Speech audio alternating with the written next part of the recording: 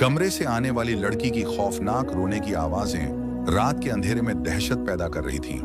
फरीद ने जैसे ही कमरे का दरवाजा खोला, अचानक ही उसके मुंह से चीख निकल गई थी। वो पलटी तो फरीद के होश उड़ गए थे। लड़की के लंबे लंबे बाल उसकी पीठ पर बिखरे थे। वो 2 कदम आगे बढ़ी और फरीद को देखकर कहने लगी, घबराओ मत, मैं भी उसी की तलाश में आई हूं जिसकी तलाश में तुम यहां आए हो। फरीद का ताल्लुक एक छोटे से गांव से था। उसका गांव ऊंची नीची पहाड़ियों पर बसा हुआ था। गांव की हरियाली बताती थी कि लोग गरीब जरूर हैं, लेकिन अपनी जमीन का बहुत ख्याल रखते हैं। ऐसा ही एक घर फरीद का था। फरीद के माँ बाप बहुत ही गरीब थे। उसका बाप जमींदार की जमीन पर खेती करता, जबकि माँ लोगों के घरों में काम करती थी। फरीद उनका सबसे छोटा बेटा था। उसने 10वीं कक्षा तक पढ़ाई की थी, लेकिन उसके पास कोई नौकरी नहीं थी। वो बहुत ही मायूस रहता था। फरीद की 2 बड़ी बहनें थीं जो रिश्तों के इंतजार में घर बैठी थीं।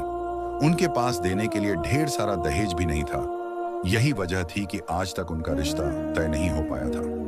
फरीद के माँ बाप हमेशा परेशान रहते थे कि कब उनकी जिंदगी बदले, कब उनके घर के हालात सुधरें। उन्हें हर तरफ मायूसी के बादल नजर आते थे। उसी गांव में रहने वाला एक लड़का जलाल फरीद का बचपन का दोस्त था। गांव से आगे एक घना और अंधेरा जंगल भी था। इस जंगल में पहले एक बहुत बड़ी बस्ती हुआ करती थी। कहते हैं कि कुछ साल पहले वो बस्ती एक सैलाब की वजह से तबाह हो गई थी, लेकिन उस बस्ती की एक हवेली, जो अब एक खंडहर बन चुकी थी, आज भी वहीं खड़ी थी। गांव के लोगों में फरीद और जलाल की तरह उस हवेली को लेकर बहुत उत्सुकता थी। कई कहानियां उस हवेली के बारे में मशहूर थीं। सुना था कि यह हवेली एक बहुत ही अमीर आदमी की थी। अचानक मौत हो गई थी, लेकिन उसके पास ढेरों दौलत और जेवरात थे, जो उसने एक खजाने की शक्ल में हवेली के किसी कमरे में छुपा दिए थे। एक दिन फरीद और जलाल आपस में बात कर रहे थे। काश हमें वो खजाना मिल जाए तो हम अपनी किस्मत बदल सकते हैं। यह सुनकर फरीद बोला, कोई भी डर के मारे उस हवेली की तरफ नहीं जाता, लेकिन हमें अपनी किस्मत आजमानी चाहिए। यह बात हैरान करने वाली थी कि दोनों ने वाकई में हवेली जाने का फैसला कर लिया था। अपने सारे डर को भुलाकर उस रात वे हवेली की तरफ निकलने की तैयारी कर रहे थे। उन्होंने इस बारे में अपने घर वालों को कुछ भी नहीं बताया था। उस रात फरीद ने जल्दी खाना खा लिया और चादर ओढ़कर बिस्तर पर लेट गया। वो घर वालों के सोने का इंतजार कर रहा था। उसे पता था कि गली के नुक्कड़ पर जलाल उसका इंतजार कर रहा होगा। रात के ठीक 12 बजे चारों तरफ सन्नाटा और अंधेरा छा गया। घर में खामोशी और मायूसी का राज था। इस घर की दीवारों तक में गरीबी बसती थी, लेकिन फरीद अपने घर वालों की यह मायूसी दूर करना चाहता था। जैसे ही मौका मिला, वो चुपके से अपने बिस्तर से उठा और बाहर निकल गया। अब वो जलाल के पास पहुंच गया था, जो गली के नुक्कड़ पर उसका इंतजार कर रहा था। दूर कहीं कुत्तों के भौंकने की आवाजें भी आ रही थीं। दोनों धीरे धीरे हवेली की ओर बढ़ने लगे। उनकी बस्ती पीछे छूट चुकी थी। अंधेरे जंगल में कदम रखते ही उनका दिल जोर जोर से धड़कने लगा था। हाथ में लालटेन पकड़े वे दोनों एक दूसरे के आगे पीछे चल रहे थे। जैसे ही फरीद और जलाल हवेली के दरवाजे पर पहुंचे, अंदर से आने वाली खौफनाक आवाजों को सुनकर उन पर दहशत तारी हो गई। जलाल कांपते हुए बोला, मुझे बहुत डर लग रहा है। लगता है हमसे कोई बहुत बड़ी गलती हो गई है। लेकिन फरीद बिल्कुल भी नहीं डरा। वो बोला, अब जब यहां तक आ ही गए हैं तो क्यों ना अंदर जाकर खजाना ढूंढें। फिर उन्होंने हवेली का दरवाजा खोल दिया। दरवाजा खुलते ही बहुत सी चमगादड़ें उनके चेहरे से टकराईं और चीखती हुई उड़ गईं। जलाल का पूरा शरीर डर के मारे कांप रहा था, लेकिन फरीद अपने इरादे में मजबूत था। वो जिस मकसद से वहां आया था, उसे हर हाल में पूरा करना चाहता था। कुछ देर बाद दोनों हवेली के अंदर दाखिल हो चुके थे। तभी किसी के रोने और बैन करने की रहस्यमयी और डरावनी आवाज उनके कानों में पड़ी। जलाल डरकर बोला, यह कैसी आवाज है? मुझे तो किसी के रोने की आवाज लगातार आ रही है। मुझे बहुत डर लग रहा है फरीद। लगता है हमें वापस चलना चाहिए। लेकिन फरीद वापस नहीं जाना चाहता था। उसने जलाल को तसल्ली दी, ये आवाज ऊपर वाले कमरे से आ रही है, हमें वहां जाकर देखना चाहिए। लेकिन जलाल ने साफ इनकार कर दिया। हरगिज नहीं, मैं वापस जा रहा हूं। ऐसा लग रहा है कि डर के मारे मेरा दिल बंद हो जाएगा। मुझ में इतना हौसला नहीं है कि मैं वहां तक जाऊं। अब फरीद मायूस हो गया था। जलाल उल्टे कदमों अपने गांव की तरफ भाग निकला, अपने दोस्त फरीद को अकेला छोड़कर। अब फरीद बिल्कुल अकेला, हाथ में टॉर्च लिए उस कमरे की तलाश में था, जहां पर किसी लड़की के रोने की आवाजें आ रही थीं। वह धीरे धीरे सीढ़ियों पर चढ़ने लगा और ऊपरी मंजिल पर पहुंच गया। हालांकि उसका पूरा शरीर पसीने से तरबतर था और डर उसके दिल में गहराई से बैठा हुआ था, लेकिन वह फिर भी हिम्मत करके आगे बढ़ता जा रहा था। आखिरकार वह उस कमरे के सामने पहुंच गया। हवेली के बाकी कमरे भी टूटे फूटे थे। किसी का दरवाजा नहीं था तो किसी की खिड़कियां गायब थीं। लेकिन यह कमरा, जहां से अजीबोगरीब और डरावनी आवाजें आ रही थीं, उस कमरे के दरवाजे को देखकर फरीद के दिल में डर छा गया। फिर उसने हिम्मत की और हाथ बढ़ाकर उस कमरे का दरवाजा खोल दिया। कमरे में काला अंधेरा छाया हुआ था और वह टॉर्च की मदद से इधर उधर देखने की कोशिश कर रहा था। तभी टॉर्च की रोशनी सीधी पड़ी जहां एक अलमारी के सामने खड़ी लड़की उसे दिखाई दी। लड़की को देखकर उसके मुंह से चीख निकल गई थी। लड़की के बाल बहुत लंबे थे और उसने सफेद रंग का लिबास पहन रखा था। उसकी चीख पर लड़की अचानक ही पलटी थी, लेकिन फरीद हैरान रह गया। वह लड़की की खूबसूरती पर दंग रह गया था। वह तो समझ रहा था कि सामने कोई डरावनी चुड़ैल होगी जिसकी इतनी भयानक रोने की आवाजें आ रही थीं, लेकिन यह लड़की तो बेहद खूबसूरत थी। उसने तुरंत ही अपने मुंह पर हाथ रख लिया था। वह खुद भी बहुत डरी हुई नजर आ रही थी। लड़की एक अलमारी के पास खड़ी थी और उसके हाथ में एक डायरी थी। फरीद आधी रात को इस लड़की को देखकर हैरान रह गया और डरे हुए लहजे में उसे कहने लगा, कौन हो तुम और यहाँ क्या कर रही हो? लड़की 2 कदम चलकर उसके सामने आई और कहने लगी, घबराओ मत, मैं कोई भूत नहीं हूं, न ही कोई बुरी आत्मा, बल्कि मैं तो खुद उसकी तलाश में आई हूं जिसकी तलाश तुम्हें यहाँ खींच लाई है। फरीद हैरान होकर कहने लगा, क्या मतलब? तो लड़की कहने लगी, मैं भी खजाना ढूंढने आई हूं। मेरा ताल्लुक भी एक गरीब परिवार से है। मैं भी अपनी किस्मत बदलना चाहती हूँ। मैं एक दूसरे गांव से आई हूँ। फरीद लड़की की हिम्मत देखकर हैरान रह गया था। फिर वह उस लड़की से कहने लगा, तुम्हारे हाथ में क्या है? लड़की ने फरीद के सामने वह डायरी की ओर कहने लगी, यह डायरी मुझे इस अलमारी में से मिली है और इसमें लिखे हुए अजीबोगरीब शब्दों ने मुझे चौंका दिया है। तुम देखो, इस हवेली का सारा सामान उजड़ गया है, कुछ भी बाकी नहीं बचा, लेकिन अलमारी में रखी हुई ये डायरी बिल्कुल सही सलामत है और इसमें लिखे हुए शब्द भी। फरीद ये सुनकर चौंक गया और लड़की से कहने लगा, अच्छा, मुझे दिखाओ कि इसमें क्या लिखा है। फिर फरीद ने जैसे ही वह डायरी खोलकर देखी तो उसके पैरों तले जमीन निकल गई। डायरी में लिखे हुए शब्द बड़े अजीब से थे। डायरी में लिखा था, वह खजाना तुम तब तक हासिल नहीं कर सकते जब तक मैं यहां से आजाद नहीं हो जाती, और जो एक बार इस हवेली में आ जाता है वह वापस कभी नहीं जाता। यह पढ़कर फरीद और वह लड़की दोनों ही बहुत ज्यादा डर गए थे। यह पुरानी डायरी थी और इसमें लिखी हुई ये बातें दोनों की समझ में नहीं आ रही थी। फिर फरीद कहने लगा, हमें खजाना मिले या ना मिले, लेकिन हमें यहाँ से आजादी चाहिए, वरना मौत हमारा इंतजार कर रही है। अब हमें यहाँ से निकलना ही होगा। लेकिन आखिर वो कौन है जो यहाँ से आजादी पाना चाहता है? लड़की खुद भी परेशान नजर आ रही थी। वह फरीद से कहने लगी, मुझे नहीं मालूम। हाँ, लेकिन इस हवेली के नीचे एक तहखाना भी है, लेकिन मुझे नहीं पता कि वह तहखाना कहाँ है। फरीद हैरानी से कहने लगा, तुम्हें यह बात किसने बताई? तो लड़की कहने लगी, मुझे इस हवेली के बारे में सब कुछ पता है। यह सुनकर वह और ज्यादा हैरान रह गया था। अब वह दोनों उस कमरे से बाहर आ गए थे। वह डायरी लड़की के हाथ में ही थी। धीरे धीरे वे हवेली के दरवाजे की तरफ बढ़ने लगे। वे दोनों ही यहां से बचकर बाहर निकलना चाहते थे, लेकिन अचानक हवेली का दरवाजा जोरदार आवाज के साथ बंद हो गया और सारी खिड़कियां और दरवाजे जोर जोर से बजने लगे। खौफनाक, वहशत भरे और डरावने माहौल में उन दोनों के कदम जैसे रुक गए थे।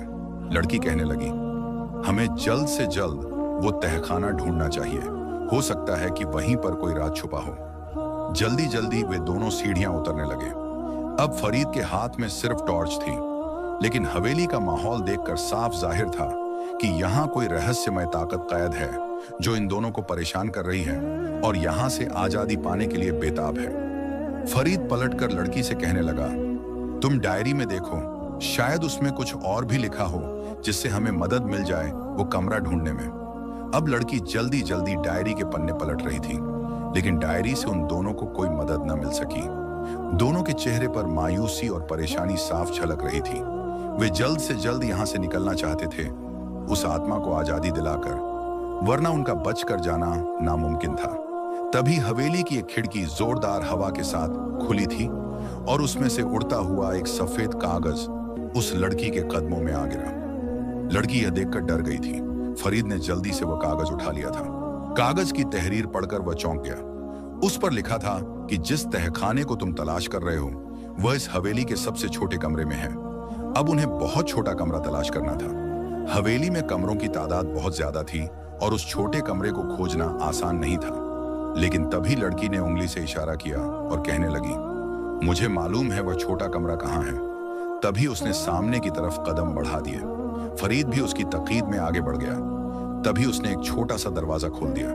यही वह छोटा कमरा था जहां पर अजीब सी बदबू आ रही थी। मकड़ी के लगे हुए बड़े बड़े जाले भी डरावना माहौल पैदा कर रहे थे। लेकिन फरीद यह देखकर मायूस हो गया कि आखिर वह तहखाना कहाँ है और इस छोटे कमरे से उसका क्या ताल्लुक है। तभी लड़की ने आंखें घुमाईं और उसी कमरे की एक छोटी खिड़की खोल दी। फरीद की आंखें फटी की फटी रह गईं, क्योंकि खिड़की खुलते ही वह तहखाना साफ दिखाई दे रहा था जिसमें काला अंधेरा छाया हुआ था। यह साफ था कि यही वह तहखाना है जिसकी तलाश में वह दोनों यहाँ आए हैं। दोनों का दिल बुरी तरह कांप रहा था। दोनों ही डर से सहमे हुए थे। कोई भी उस तहखाने में उतरने को तैयार नहीं था। ऐसा लग रहा था जैसे वहां मौत उनका इंतजार कर रही है। लड़की ने वो डायरी मजबूती से अपने हाथों में थाम रखी थी और फिर फरीद से कहने लगी, घबराओ मत, हमें इसकी मदद करनी चाहिए। अगर हम किसी की मदद करेंगे तो शायद हमारे लिए भी आसानी हो जाए। यह सुनकर फरीद दिल में सोचने लगा, जब लड़की नहीं घबरा रही तो उसे भी डरने की जरूरत नहीं। जैसे जैसे वह दोनों तहखाने की सीढ़ियां उतर रहे थे वैसे ही अंदर से आने वाली सिसकियों और रोने की आवाजों में इजाफा होता जा रहा था। टॉर्च मारकर फरीद तहखाने का मंजर देखने की कोशिश कर रहा था। तभी उसे वहां एक कमरा नजर आया। कमरे के दरवाजे बंद थे। फरीद और उस लड़की के रोंगटे खड़े हो गए। उसी कमरे के अंदर से रोने की आवाजें आ रही थी। अंदर शायद कोई लड़की है, फरीद ने सोचते हुए कहा। तभी लड़की सोचते हुए कहने लगी, ये इंसानी लड़की नहीं है। अगर होती तो इतने अंधेरे में अब तक जिंदा नहीं होती। ये जरूर कोई गैर फितरी मखलूक है। तभी लड़की अचानक बुलंद आवाज में कहने लगी, मेरा नाम आलिया है, हम तुम्हारी मदद करने आए हैं। क्या तुम हमें बता सकती हो तुम्हें यहाँ किसने कैद किया है? तभी कमरे के दरवाजे जोर जोर से बजने लगे। फरीद का दिल भी जोर से धड़कने लगा। वह अपने डर पर काबू पाने की कोशिश कर रहा था, जबकि आलिया भी उसी हालत से गुजर रही थी। तभी रोने की आवाज बंद हो गई। उस अंधेरे कमरे में से एक आवाज उभरी, क्या तुम सच में मेरी मदद करने आए हो? क्या मुझे यहाँ से आजादी दिलाना चाहते हो? फरीद जल्दी से कहने लगा, हाँ हाँ, हम तुम्हें नुकसान नहीं पहुंचाना चाहते, लेकिन तुम हमें सच बताओ कि तुम कौन हो और यहाँ तुम्हें किसने कैद किया है। तभी अंदर से उसी लड़की की आवाज आई, ये दरवाजा तब तक नहीं खुल सकता जब तक तुम दोनों एक काम ना कर लो। इस कमरे के बाहर एक ताला है, उस ताले को तोड़ना होगा और इस दरवाजे पर बंधे हुए काले धागे की सारी शक्ति को खत्म करना होगा। वह तो मर गया, लेकिन उसने मुझे हमेशा के लिए इस तहखाने के बंद कमरे में कैद कर दिया। अब तुम दोनों मेरी मदद करो और जल्दी से जल्दी इस दरवाजे के ताले को तोड़ दो, ताकि उसके गिर्द लिपटा हुआ काला धागा भी खुद ब खुद टूट जाए। जैसे ही फरीद और आलिया ने यह काम शुरू किया, अचानक ही चीखों का सिलसिला तेज हो गया। उस काले अंधेरे में उन्हें ऐसा लग रहा था जैसे बहुत से लोग मिलकर उन्हें मारना चाहते हैं। फरीद पसीने से तरबतर हो गया था, जबकि आलिया की हालत भी बहुत खराब थी, लेकिन वह हर हाल में उस लड़की की मदद करना चाहते थे जो उस कमरे में कैद थी। अचानक ही अंधेरे में एक आवाज उभरी, रुक जाओ, तुम ऐसा नहीं कर सकते। अगर यह आजाद हो गई तो तुम्हें जान से मार देगी। यह सुनते ही फरीद के हाथ रुक गए। तभी आलिया जल्दी से कहने लगी, यह आवाज सिर्फ एक धोखा है, तुम परवाह मत करो और अपना काम जारी रखो। थोड़ी देर की मेहनत के बाद आखिरकार उन्होंने उस ताले को तोड़ दिया। ताले का टूटना था कि अचानक ही कमरे का दरवाजा जोरदार आवाज के साथ खुला और एक रोशनी सी कमरे से बाहर आने लगी। तभी कोई धुएं की मानंद उनके बीच से गुजरकर आगे की तरफ चला गया और वह दोनों पीछे हो गए। दोनों के चेहरे पर डर की कैफियत थी। आखिर यह क्या हुआ था, दोनों समझ न सके। अब हर तरफ खामोशी छा गई थी, इतनी गहरी खामोशी कि अगर पत्ता भी गिरता तो शायद आवाज सुनाई देती। आलिया कांपती आवाज में कहने लगी, हमें अब ऊपर चलना चाहिए, लगता है कि वह आजाद हो गई है। दोनों डरते डरते ऊपर की तरफ जा रहे थे। आखिरकार वह तहखाने से निकलकर ऊपर पहुंच गए। न जाने वह कौन थी और कब से वहां कैद थी, अभी तक कुछ मालूम न हो सका था। उस पुरानी डायरी की हकीकत क्या थी, और उस अंधेरे कमरे का राज क्या था, यह सब अब भी पर्दे में था। आलिया फरीद से कहने लगी, अब तो वह आजाद हो गई है, फिर भी हवेली का दरवाजा क्यों नहीं खुला? इस बात पर वह दोनों ही परेशान थे। जब तक तुम इस अंधेरे का राज नहीं जानोगे, तब तक वह दरवाजा नहीं खुलेगा। पीछे से आने वाली आवाज पर वे दोनों सहम गए। जैसे ही आलिया और फरीद पलटे, उनके पैरों तले जमीन खिसक गई। होश उड़ गए जब उन्होंने अपने सामने सफेद कपड़ों में एक लड़की को खड़े देखा।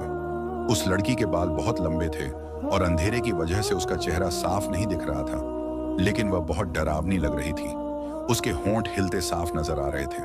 फिर वह लड़की बोली, मैं ही हूं तहखाने की कैदी जो इस अंधेरे में 20 सालों से अपनी जिंदगी गुजार रही हूं। फरीद घबराकर बोला, लेकिन तुम हो कौन? तभी वह लड़की उनके ओर करीब आई और कहने लगी, मैं कोई इंसानी लड़की नहीं, एक झंझादी हूं। मुझे एक आमिल ने इस तहखाने में कैद किया था। वह आमिल बहुत ही खतरनाक था। वह बड़े बड़े अमल करता था जिन्नात को अपने कब्जे में करने के लिए। वह हम जैसी झंझादियों को अजियत देता था। 20 साल पहले जब मैं जंगल में एक दरख्त पर अपने खानदान के साथ रह रही थी, उसने मुझे एक अमल के जरिए बुलाया। जब मैंने उसकी बात मानने से इनकार किया तो उसने मुझे इस तहखाने में कैद कर दिया। मैं वहां रोती, चिल्लाती, चीखती, बट उसने मुझे आजाद नहीं किया। फिर वह मर गया। उसका खानदान कहीं चला गया और यह हवेली हमेशा के लिए बंद हो गई। लेकिन मैं हमेशा के लिए इस अंधेरे में बंद रह गई। मैं हर बार मदद के लिए पुकारती, लेकिन लोग मेरी आवाज सुनकर डर जाते। कोई मेरी बात नहीं सुनता था, लेकिन तुम दोनों ने बहादुरी दिखाई। तुमने मेरी मदद की और आज मैं आजाद हो गई। अब इस हवेली से कोई रोने की आवाज नहीं आएगी। अब कोई इसमें कैद नहीं रहेगा। मैं भी जा रही हूं हमेशा के लिए अपने खानदान के पास। तुमने मुझे आजादी दी, इसके लिए शुक्रिया। वह झंझादी मुस्कुरा रही थी। फरीद ये सब सुनकर बहुत खुश हुआ, लेकिन तभी झंझादी बोली, उस खजाने की तलाश में तुम यहां आए हो, याद रखना वह भी इसी हवेली के किसी कमरे में है। तुम्हें सारे कमरों की तलाशी लेनी होगी। अब मैं जा रही हूं, डरने की कोई जरूरत नहीं। मेरी दुआ है कि तुम्हें वह खजाना मिल जाए। ये कहते ही वह झंझादी उनके सामने से गायब हो गई। फरीद और आलिया, जो अभी तक बहुत डरे हुए थे, अचानक ही उनका सारा डर खत्म हो गया। फरीद बोला, अब हमें भी यहां से निकलना चाहिए। लेकिन आलिया ने उसे रोक लिया और बोली, एक मिनट, क्या तुम वह खजाना लेकर नहीं जाओगे? फरीद हैरानी से बोला, बहुत मुश्किल है कि वह हमें मिल जाए। हमें अपनी जान बचाकर यहां से निकल जाना चाहिए। आलिया बोली, हाँ, लेकिन अब कोई खतरा नहीं है। असल में वो डायरी जो तुम्हें मिली थी वो मेरे अब्बू की थी। ये सुनकर फरीद चौंक गया। आलिया कहने लगी, मैं सच्ची कह रही हूं, मैं ही उस आमिल की बेटी हूं। मेरे बाबा एक आमिल थे। उन्होंने जिन्नात के जरिए ये सारे अमल सीखे थे। इसी वजह से हमारी हवेली वीरान हो गई। जब बाबा का इंतकाल हुआ तो अम्मी मुझे लेकर शहर चली गई, लेकिन हर रात मुझे उस झंझादी की चीखें सुनाई देती थी। वो आवाजें मुझे बेचैन करती थी। जब मैंने अपनी अम्मी से ये बात की तो वो बोली, ये सब तुम्हारे बाबा के काले कामों का असर है। अगर वो यह सब ना करते तो आज हम इतने अजियत में ना होते। बेटी, जाओ उस हवेली में, उस झंझादी की मदद करो। मैं हिम्मत करके यहाँ आई थी। पहले भी 2-3 बार कोशिश की, लेकिन डर लगता था। आज तुम्हारे साथ से मुझे हौसला मिला। शुक्रिया। आलिया की आंखों में आंसू थे। फरीद ये सब सुनकर हैरान था। फिर आलिया बोली, मैं जानती हूं मेरे बाबा का कमरा हवेली में कौन सा था। चलो मेरे साथ। अब फरीद उसके पीछे पीछे चलने लगा। फिर वे दोनों एक बड़े से कमरे में पहुंचे। वहां एक पुरानी सी अलमारी थी। फरीद को याद आया, यही वो कमरा था जहां से आलिया को डायरी मिली थी। आलिया ने बताया, ये डायरी मेरे बाबा की थी, लेकिन इसमें जो भी लिखा था वो बाबा ने नहीं, शायद किसी और ने लिखा था। शायद ये इशारा था कि वो झंझादी इस हवेली में कैद है। आखिरकार आलिया ने अपने बाबा के कमरे की तलाशी शुरू की। अलमारी में रखे जेवरों से भरे डब्बे जो सोने चांदी के थे जल्दी ही मिल गए। आलिया ने वह सारे जेवर फरीद को दे दिए। फरीद हैरानी से बोला, मैं ये जेवर नहीं ले सकता। ये सब तुम्हारे बाबा के हैं, इन पर तुम्हारा हक है। लेकिन आलिया बोली, नहीं, तुमने मेरी मदद की है, इसलिए तुम इन्हें ले जाओ। मैं अपनी माँ के साथ एक अच्छी जिंदगी गुजार रही हूँ, मुझे इनकी जरूरत नहीं है। और वह सारे जेवर आलिया ने फरीद के हवाले कर दिए। थोड़ी ही देर बाद अचानक हवेली का दरवाजा खुद ब खुद खुल गया और उनके लिए आजादी का रास्ता भी। फरीद और आलिया को यकीन नहीं हो रहा था कि वे दोनों जिंदा बचकर उस डरावनी हवेली से बाहर आ रहे हैं। जो कुछ भी हवेली का रहस्य था, वह डायरियाओं, वह डरावनी लड़की की रोने की आवाजें, इन सब का राज अब उन्हें मालूम हो गया था। साथ ही फरीद के पास वह दौलत भी थी जिसकी चाह में वह इस हवेली में आया था। लेकिन उस झिंझादी की मदद करके उसे दिल से जो खुशी मिली थी वह दौलत से कहीं ज्यादा थी। उसने आलिया को शहर जाने वाली सड़क के मोड़ पर छोड़ा और खुद अपने घर की राह ली। सुबह वह अपने माँ बाप को वह खजाना दिखाकर एक बड़ा सरप्राइज देना चाहता था। दूसरी ओर जलाल को पूरा यकीन था कि फरीद अब कभी हवेली से जिंदा नहीं लौटेगा। लेकिन अगली सुबह जब फरीद को अपने घर के दरवाजे पर खड़ा देखा तो वह हैरान रह गया। हैरत से बोला, तुम वहां से जिंदा कैसे आ गए? क्या तुम्हें डर नहीं लगा? वहां क्या हुआ? क्या तुम्हें खजाना मिला? उसकी बात सुनकर फरीद मुस्कुराया और बोला, नहीं, मुझे कोई खजाना नहीं मिला, लेकिन मैंने वहां एक बहुत बड़ा काम किया है जिसकी मुझे बेहद खुशी है। तुमने तो मुझे उस खतरे में अकेला छोड़ दिया और खुद जान बचाकर भाग गए। ये सुनकर जलाल शर्मिंदा हो गया। अब फरीद और उसके घर वालों की किस्मत बदल गई थी। दौलत आने के बाद उन्होंने शहर का रुख किया। वहीं शहर की एक बाजार में फरीद की मुलाकात एक लड़की से हुई। उसे देखकर वह चौंक गया। वह लड़की कोई और नहीं बल्कि आलिया थी। आलिया भी उसी शहर में अपनी माँ के साथ रहती थी। उसका पिता कई साल पहले मर चुका था और उसी की वजह से यह सारा मामला हुआ था। हवेली में जो दहशत फैली थी वह भी उसके किए हुए कारनामों की वजह से थी। धीरे धीरे फरीद और आलिया के दिलों में एक दूसरे के लिए मोहब्बत पनपने लगी और फिर फरीद ने आलिया से निकाह कर लिया। उन दोनों का निकाह बहुत ही शानदार हुआ था। आलिया भी फरीद का साथ पाकर बेहद खुश थी।